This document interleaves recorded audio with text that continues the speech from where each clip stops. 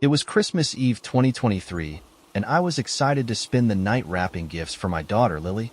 At 5 years old, she was filled with the wonder of the holidays, and I wanted everything to be perfect. After putting her to bed, I stayed up in the living room, sipping on hot cocoa and watching an old Christmas movie on TV. The twinkling lights from the tree illuminated the room, giving it a cozy, festive glow. Around 10 p.m., as I was carefully placing a bow on Lily's last gift, I heard the faintest knock at the front door. It was an unusual hour for visitors, especially in our quiet town of Brookhaven, Massachusetts. My stomach sank slightly, but I brushed it off, thinking it might be a neighbor needing help. I stood up, peering through the peephole. A man in a red Santa suit stood on my porch, his face partially obscured by the shadow of the porch light. Something about the way he shifted his weight uneasily made me hesitate. Still, I opened the door just a crack and asked, "Can I help you?" "Merry Christmas," the man exclaimed, his voice gruff but cheerful. I was going door to door delivering holiday cheer and thought I'd stop by. I smiled politely but kept the door slightly ajar. "That's nice of you, but it's a bit late, isn't it?" The man chuckled awkwardly. "You're right. I'll let you get back to your night." He tipped his hat and left, heading down the walkway toward the street. I locked the door, feeling a little uneasy but dismissing it as paranoia. An hour later, I heard what sounded like a muffled crunch outside, like footsteps on the frozen ground. I froze, turning off the TV to listen. For a moment, there was silence, but then the sound of shuffling returned, this time closer to the house. I crept toward the window, pulling back the curtain just enough to peek out. In the glow of the Christmas lights strung along the porch, I saw him again, the man in the Santa suit. He was standing at the edge of the yard, staring at the house. His posture was stiff, and his head cocked slightly, as if he were studying something. I immediately called the police. They assured me they'd send an officer to patrol the area, but the uneasy feeling in my chest wouldn't subside. I double-checked all the locks and turned off the porch lights, hoping to discourage the man from approaching again. By the time the officer arrived and scanned the property, the man was gone. The officer assured me there were no signs of forced entry or trespassing, but advised me to stay vigilant. I thanked him and returned inside, trying to shake the growing sense of dread. That night, I barely slept. Every sound in the house felt amplified. The creak of the floorboards, the hum of the refrigerator. Just as I was beginning to doze off, I was jolted awake by the faint sound of bells jingling outside. I tiptoed to the window in my bedroom and pulled back the curtain just enough to see the front yard. There, at the base of the tree in the corner of the yard, was the man in the Santa suit. He was holding a large bag slung over his shoulder and staring directly at my window. I gasped and stepped back, my heart pounding. Gathering my courage, I grabbed my phone and called 911 again. As I waited for the police to arrive, I kept a watchful eye on the man, who didn't move. It was as if he was taunting me, knowing how helpless I felt. When the police arrived, their lights flashing, the man bolted into the woods behind my house. The officers chased after him but found no trace. They searched the area thoroughly but came up empty-handed. The next morning, I found a note tucked under my windshield wiper. It was hastily written and chilling. "Merry Christmas to the prettiest house on the block. See you next year." I handed the note to the police, but they couldn't trace it.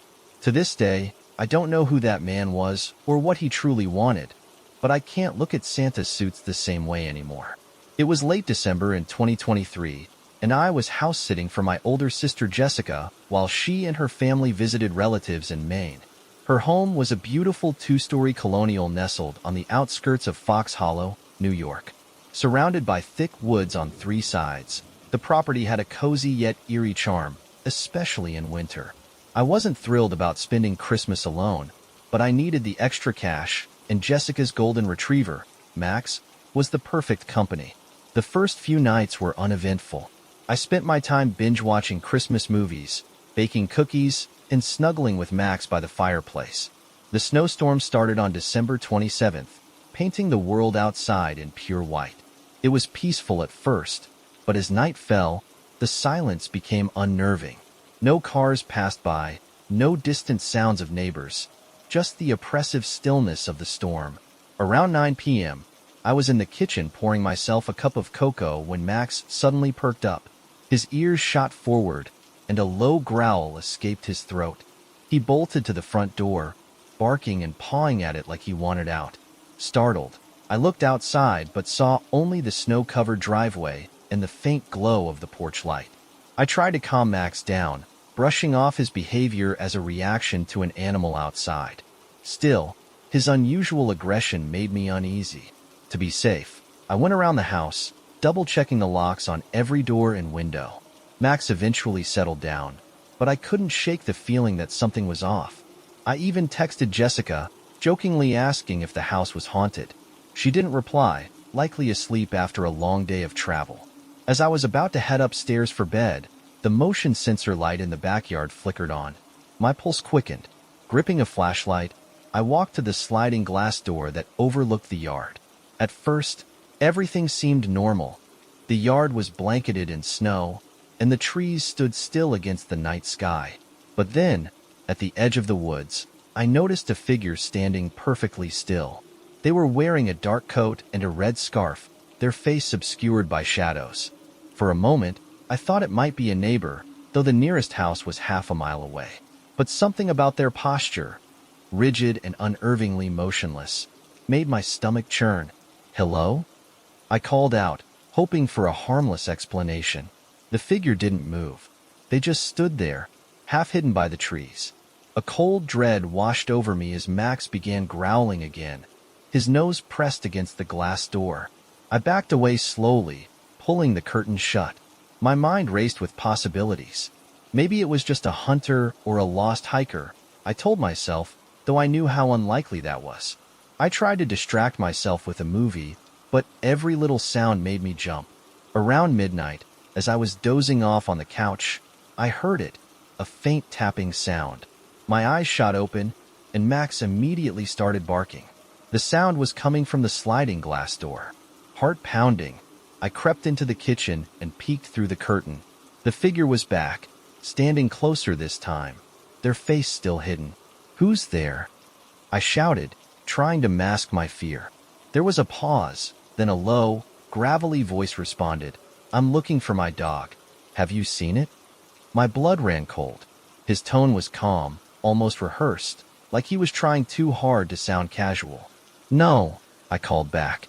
"Please leave." The figure didn't move. Instead, he tapped on the glass again, harder this time. I grabbed my phone and dialed 911, but the call wouldn't go through. Poor signal from the storm. Panic set in as the man's tapping grew louder, more insistent.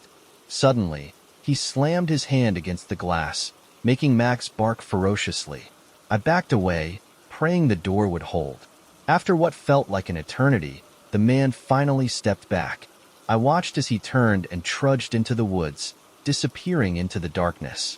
I locked every door and window again, barricading the sliding door with a chair. I barely slept that night, clutching a kitchen knife with Max curled protectively at my side. The next morning, I ventured outside to inspect the yard. Near the edge of the woods, where the man had stood, I found something chilling, a bundle wrapped in red fabric. My hands trembled as I unwrapped it, revealing a frayed dog collar with the name Max etched on the tag. My stomach dropped. Whoever had been outside knew about Max, and they'd left this as a message. I rushed back inside, locking the door behind me. I called Jessica and told her everything, begging her to come home early. She promised to call the local police, but I knew they wouldn't find anything. The snow had already covered any tracks. That night, as the storm raged on, the motion light flickered again. I didn't dare look outside. Instead, I sat in the living room with all the lights on, clutching Max like a lifeline. Around 2 a.m., I heard faint footsteps on the porch. They stopped at the front door, followed by 3 deliberate knocks. Max growled low in his throat, his hackles raised. I didn't answer. I didn't even move. The knocks came again, louder this time. Then silence. I sat there for hours, too scared to sleep, until the first light of dawn broke through the windows. Jessica and her family returned the next day, and I wasted no time leaving. I told her everything, but she seemed skeptical, chalking it up to paranoia from being alone. I never set foot in that house again. To this day, I don't know who that man was or what he wanted, but the thought of him standing outside, watching, still haunts me. And every time Max barks at nothing, I wonder if he's come back. It was New Year's Eve, 2023, and I was spending the evening alone for the first time in years. My wife, Dana, was visiting her family in Colorado, and I had opted to stay home in Cleveland, Ohio, to catch up on some overdue projects. The house felt emptier than usual, with its quiet creaks amplified by the cold wind outside. Snow had been falling steadily since the morning, blanketing the street in white and making the night feel eerily still. To keep myself occupied, I decided to clean out the basement, a task I had been procrastinating for months. Dana always hated that space. It was unfinished, dimly lit, and smelled faintly of mildew. But I had to admit there was something unsettling about it. The single overhead bulb cast long, flickering shadows across the cluttered shelves and forgotten boxes. I shook off the feeling, telling myself it was just the isolation getting to me. As I sorted through old boxes, I found something strange. A locked chest tucked into the far corner, half hidden behind some rusted tools. It was about the size of a large shoebox, its metal surface covered in dents and scratches. I didn't recognize it, and Dana hadn't mentioned anything like it when we'd moved in 2 years ago. My curiosity got the better of me, and I searched for something to break the lock. After a few minutes of rummaging, I found an old hammer and pried the latch open. Inside the chest were photos, dozens of them, black and white, faded with age. Each one depicted the same thing: a family standing in front of a house that looked eerily similar to mine. The parents, 2 children, and even their dog were all posed stiffly, their faces expressionless. But as I flipped through the stack, the photos became increasingly strange. The family members started looking distorted, their faces blurred or stretched unnaturally. In the last photo, the house was completely dark, and the figures were just shadows. A chill ran down my spine, but I tried to dismiss it as an elaborate prank or some kind of art project. Still, I couldn't shake the feeling that the house had a history I didn't know about. I placed the photos back in the chest and shoved it into a corner, deciding I'd deal with it later. By the time I finished cleaning, it was nearing midnight. I made myself some coffee and settled in the living room, planning to watch the ball drop on TV. The wind howled outside, rattling the windows. I was halfway through a movie when I heard it, a soft, rhythmic tapping. It was faint at first, but it grew louder, like someone was knocking on the basement door. I froze, my eyes darting to the hallway. The basement door was slightly ajar, a sliver of darkness spilling into the hallway. I was certain I had closed it after finishing the cleanup. Swallowing my unease, I grabbed a flashlight and walked toward the door. "Hello?" I called, my voice trembling. "Is someone there?" No response, just the steady tapping sound, now punctuated by the occasional creak of the floorboards below. I hesitated but decided to check it out. As I descended the stairs, the tapping abruptly stopped. The basement was pitch black except for the beam of my flashlight, which cast long, shifting shadows across the walls. I scanned the room, my heart pounding. Everything looked as I had left it, except for the chest. It was no longer in the corner. Instead, it sat in the center of the room, its lid slightly open. A wave of fear washed over me. I was certain no one else had been in the house. I approached the chest cautiously, my flashlight trembling in my hand. Inside, the photos were gone, replaced by a single piece of paper. Written in jagged, uneven letters were the words, "You shouldn't have opened it." I stumbled back, dropping the flashlight. The basement plunged into darkness, and for a moment, all I could hear was my own ragged breathing. Then the tapping started again, louder this time, coming from the far corner of the room. I bolted up the stairs, slamming the door shut behind me. My hands shook as I locked it, my mind racing. I tried to call Dana, but my phone had no signal, a rare but possible issue during snowstorms. I grabbed a knife from the kitchen and sat in the living room, every nerve on edge. Midnight came and went, but I didn't turn on the TV. The tapping continued intermittently, now accompanied by faint whispers I couldn't quite make out. At one point, I thought I heard footsteps on the stairs, but when I checked the hallway, it was empty. Finally, as the first light of dawn broke through the windows, the sounds stopped. Exhausted, I decided to check the basement one last time. The chest was gone, and the room looked undisturbed, as if nothing had happened. I searched every corner but found no trace of it, or the photos. Dana returned a few days later, and I told her everything. She was skeptical at first, but admitted that the house had always given her an uneasy feeling. We decided to contact the previous owners, but their phone numbers were disconnected, and their forwarding address led to an empty lot. To this day, I don't know what was in that chest or why it was in my basement. But every New Year's Eve, like clockwork, I hear faint tapping coming from the basement, and I know better than to open the door. In late December 2023, I found myself house-sitting for a friend, Jessica, who had left for a week-long holiday in Florida.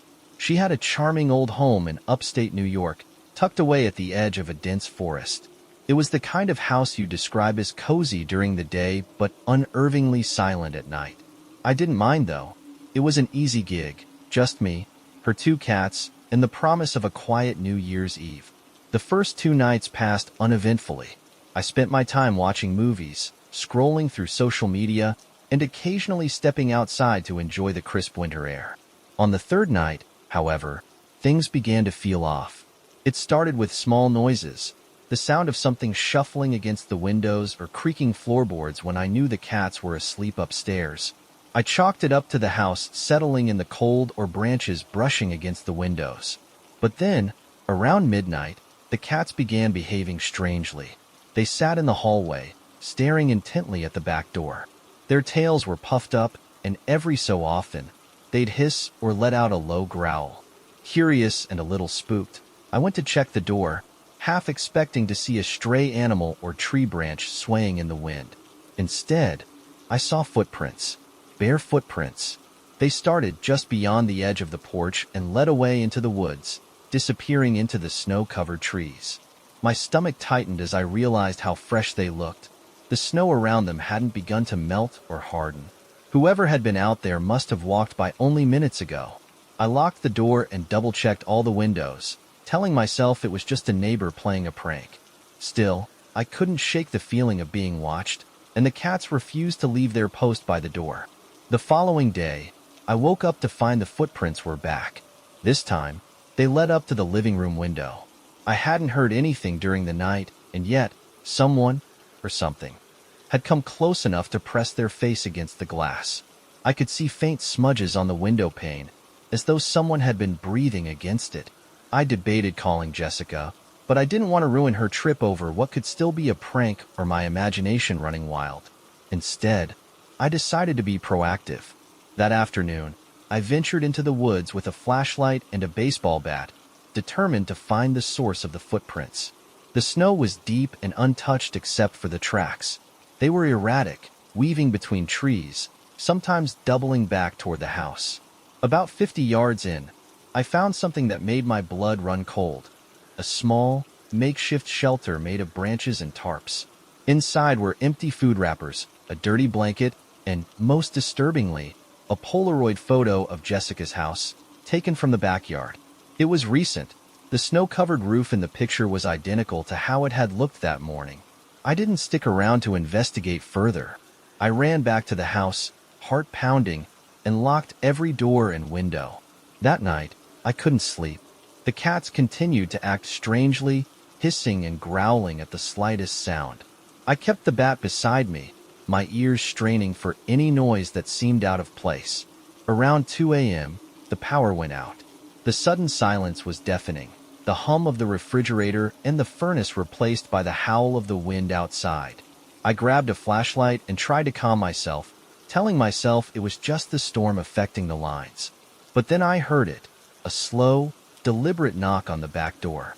I froze, my mind racing. Whoever was out there knew I was home. They'd seen the lights go out and decided now was the time to make their move. I crept toward the door, gripping the bat tightly. The knocking continued, steady and insistent. "Who's there?" I called out, trying to keep my voice steady. No answer, just the knocking. I glanced through the peephole but saw nothing. I was about to turn away when a face appeared, pale, with sunken eyes and a twisted grin. The man's features were barely illuminated by my flashlight, but I could see enough to know he wasn't right. His lips moved as if he were speaking, but no sound came out. I stumbled back, heart hammering in my chest. The knocking stopped, replaced by the sound of footsteps circling the house. I followed the sound to the living room and peeked out the window, catching a glimpse of the man as he disappeared into the woods. The power returned shortly after, and I spent the rest of the night huddled in the corner, clutching the bat. By morning, the footprints were gone, erased by the fresh snow, but I knew what I'd seen.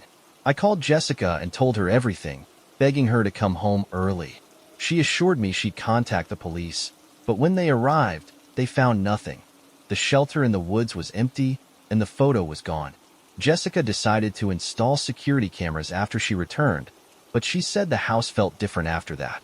As for me, I haven't house sat for anyone since.